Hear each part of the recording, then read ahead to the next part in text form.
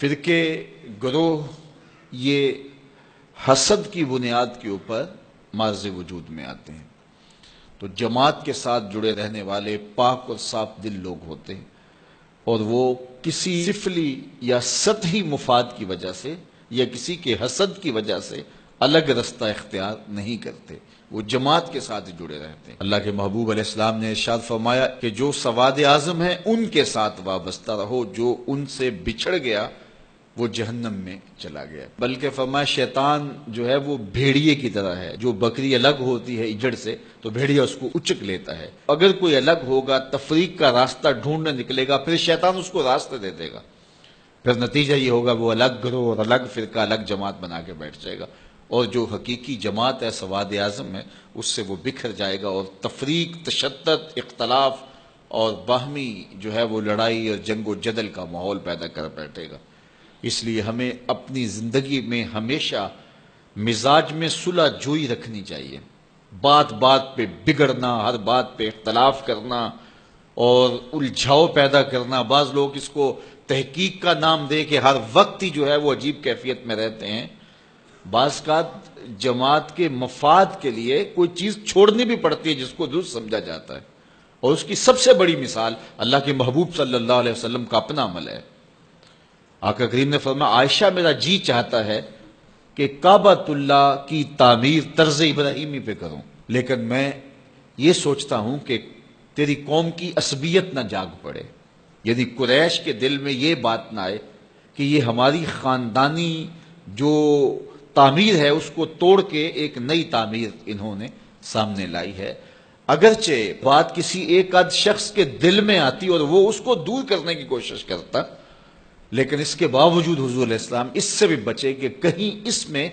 جو ہے وہ لوگوں کے ذہن میں جو ہے وہ ایسی بات نہ آنے پائے۔ اب یہ کتنی بڑی بات ہے،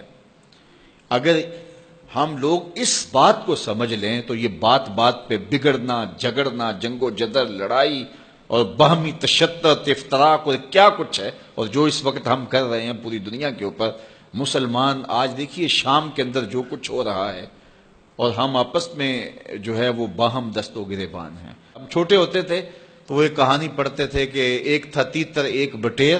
لڑنے میں تھے دونوں شیر، لڑتے لڑتے ہو گئی گم، ایک کی چونچ اور ایک کی دم، دونوں کو نقصان ہو گیا، ایک کی چونچ جائے گی اور ایک کی دم جائے گی۔ تو ہم جب امت مسلمہ آپس میں جنگ و جدل کا ماحول ہی قائم رکھے ہوئے ہوں گے تو پھر نتیجہ کیا یہ ہوگا کہ شام کے اندر جو ظلم ہوا، اس سے قبل جو یمن میں ہو رہا ہے، اسی طرح برما میں جو کچھ ہوا، افغانستان کے اندر جو کچھ ہوا، 56-57 اسلامی ملک اور ہماری یہ حالت، بس ہم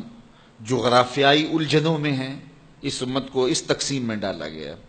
یہ اب بھی بہار عرب پچھلے دنوں میں چلی، عرب نیشنلسٹ اور یہ جو کچھ بھی ہے، یہ تعصب اور یہ عرب و عجم کی تقسیم اور یہ سرحدی تقسیم امت مسلمہ کے اندر امت کو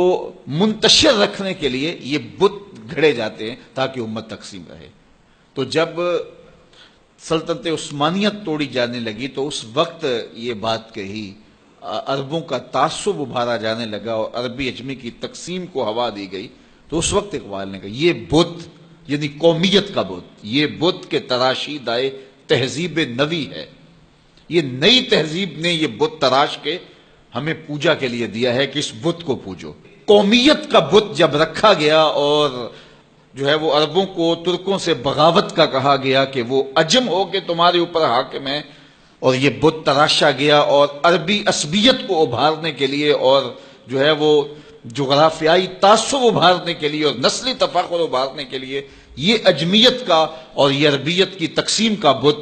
یہ قومیت کا بت جب تراشا گیا تو اقبال کتنا زیرک شخص تھا، اس وقت کہا تھا کہ یہ بت کے تراشیدہ تہذیب نوی ہے، یہ نئی تہذیب کا تراشا ہوا بت ہے، اگر اس کی پوجا پاٹ شروع ہوگی تو ہوگا کیا؟ سنیے ذرا، یہ بت کے تراشیدہ تہذیب نوی ہے،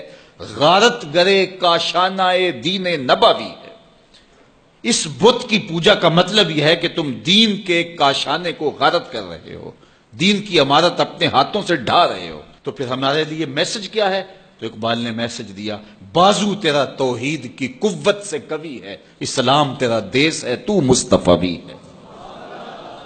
کہ تیرا بازو طاقت ہوگا جب تو وحدت کا سبق پڑھے گا اور توحید کے سائے میں پوری امت اکٹھی ہوگی. جغرافیائی تقسیموں سے نکل کے، عرب عجم کی تقسیموں سے نکل کے توحید کے سائے تلے جب یہ فرزندان اسلام اس شناخت کے ساتھ کھڑے ہوں گے تو پھر بازو مضبوط ہوگا. اور تیرا دیس یمن، شام اور یہ نہیں ہے، تیرا دیس کیا ہے؟ اسلام تیرا دیس ہے، تو مصطفی.